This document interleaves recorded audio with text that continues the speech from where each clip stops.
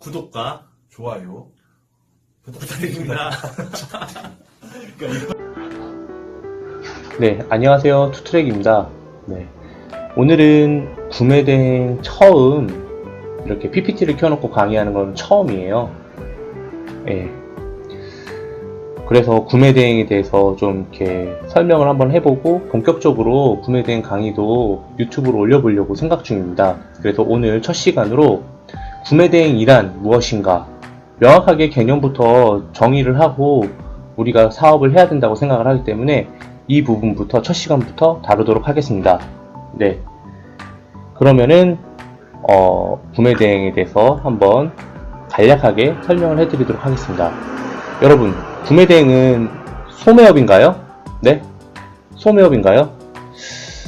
좀 애매해요. 그쵸? 그리고 구매대행은 그러면은 상품 중개업이라고 무조건 말할 수 있을까요? 이것도 좀 애매해요. 그러면 완벽한 서비스업이라고도 말할 수 있을까요? 저는 사실 이것도 좀 애매한 부분이라고 생각을 해요. 사실 구매대행이라고 함은 제가 볼 때는 모든 것을 요 세 가지를 전부 다 아우르는 업이라고 말씀드리고 싶습니다. 하지만 세법상으로는 우리는 서비스업으로 들어가져 있다는 거, 전자상거래지만 사실 서비스업으로 들어가고, 그리고 우리는 수수료만 신고하는, 네, 수수료만 매출로 신고하는 세법상으로는 서비스업이라고 볼 수 있겠습니다. 그렇다면 인터넷 쇼핑몰이라고 볼 수 있을까요? 사실 엄밀한 개념으로 따지면은 그렇다고 볼 수도 있고 아니라고 볼 수도 있지만 현실은 쇼핑몰처럼 되어 있는 거죠. 고객들이 받아들이기에는 아마도 쇼핑몰처럼 받아들이는 게 맞을 겁니다. 단 앞으로는 점점점 그런 획일화된 플랫폼에서 점점점 바뀌어 나가고 있는 추세이기도 하죠. 뭐 신청서 기반 쇼핑몰이거나 아니면 뭐 여러가지 다양한 플랫폼으로 구매대행업을 접근하고 계시는 우리 사업자님들이 많으세요. 그런데 국세청에는 카드 결제 기록이 남아있으니, 고객들이 카드를 결제할 때 그 카드 기록이 남아있으니 세무서에서는 고객이 한 전체 결제를 매출로 인식을 합니다. 하지만 우리는 신고는 서비스 수수료에 대해서만 신고를 하기 때문에 사실 쇼핑몰의 모든 상품의 전체 비용이 결제돼서 나가는 게 매출로 신고되는 게 아니기 때문에 사실 인터넷 쇼핑몰의 형태는 하고 있지만 또 그 내용은 또 자세히 들여다보면은 꼭 인터넷 쇼핑몰처럼 소매업으로 볼 수도 없는 부분이 있습니다. 그렇다면 구매대행의 정의를 제가 한번 내려봤습니다. 이거는 정의도 정의지만은 시계열 순서대로 보셔야 되는 부분이 있습니다. 아셨죠? 보세요. 고객이 원하는 상품을 고객이 특정했을 때 이제 매출이 일어나야 됩니다. 그때 상품대와 서비스 수수료를 받고 구매를 해서, 보세요, 고객이 원하는 상품을 특정했을 때 그 이후에 구매가 들어가야 되는 겁니다. 그리고 나서 고객에게 바로 보내주는 행위인데, 여기서 구매를 한 이후에 고객에게 바로 가야 되는 겁니다.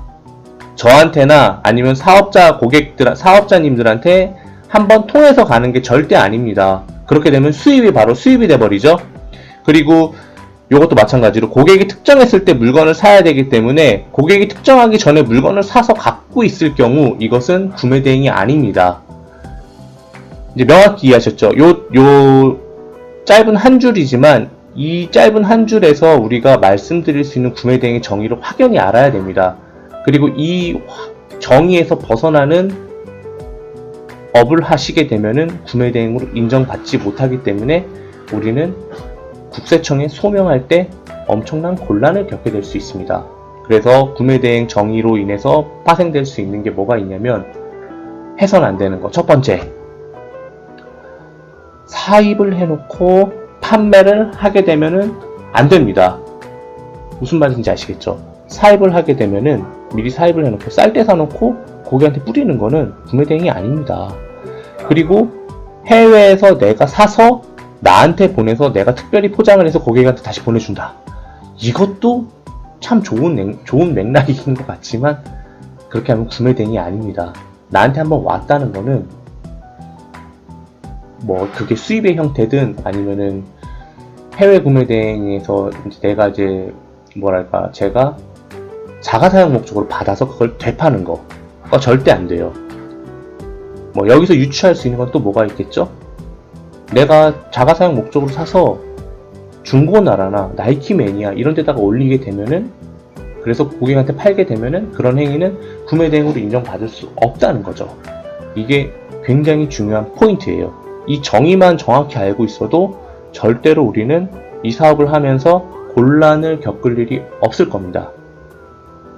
네, 그러면 한번 제가 이 정의를 아까 알아봤고 이제 절차에 대해서 한번 알아볼게요. 이 아래 절차는요, 어느 나라에서 구매 대행을 하건 아래와 같은 방법 외에 다른 방법이 있을 수도 있겠지만 이것은 일반적인 방법이라는 것을 미리 말씀해 드리고 설명해 드릴게요. 이게 구매 대행의 일반적인 절차예요. 보세요. 고객이 결제를 합니다. 그리고 반드시 해외에서 구매가 이루어져야 돼요. 해외에서 이루어져야 하고요. 그리고 해외에서 이루어졌을 때 그 현지에서 현지로 배송이 되어야 해요. 예를 들어서 미국에서 샀다. 그럼 미국에서 배송 대행지로 가야 해요.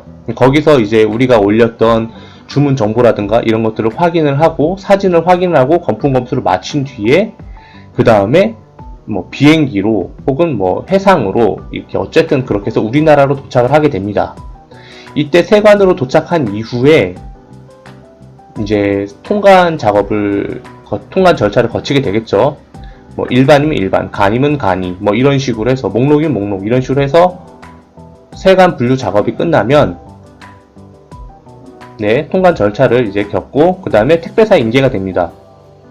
보통 비행기는 하루면 목록이면 하루면은 바로 인계가 됩니다. 일반이면은 뭐 하루 이틀 정도 걸리겠죠. 세금을 내야 되니까.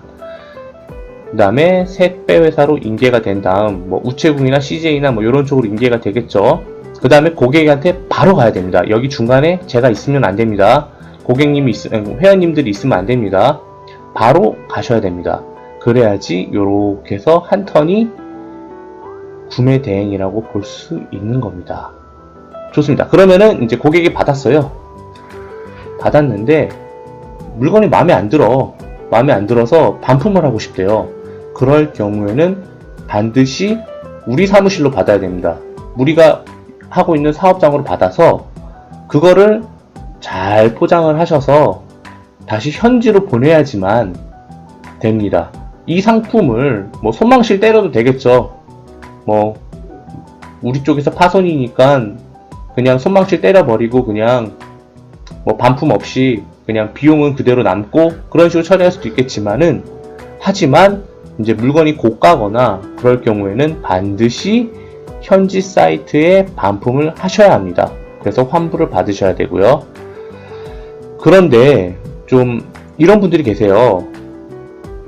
이거를 받아서 그냥 중고나라에 팔거나 뭐 상업적으로 이용하시는 분들은 절대 안 됩니다. 세법상 고객에게 받은 상품은 손실 처리는 될지언정 아까 제가 말씀드렸죠.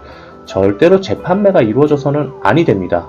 네, 반드시 환불이라는 작업을 거쳐야 되고요. 그리고 이 환불 같은 경우 팁이 하나 있다면 해외 같은 경우는 바로 환불이 된다 하더라도 이메일상으로는 환불됐어 라고 얘기하지만 카드에서 돈이 빠져야지 돈이 다시 들어와야지 정상적인 환불이라고 볼 수 있잖아요.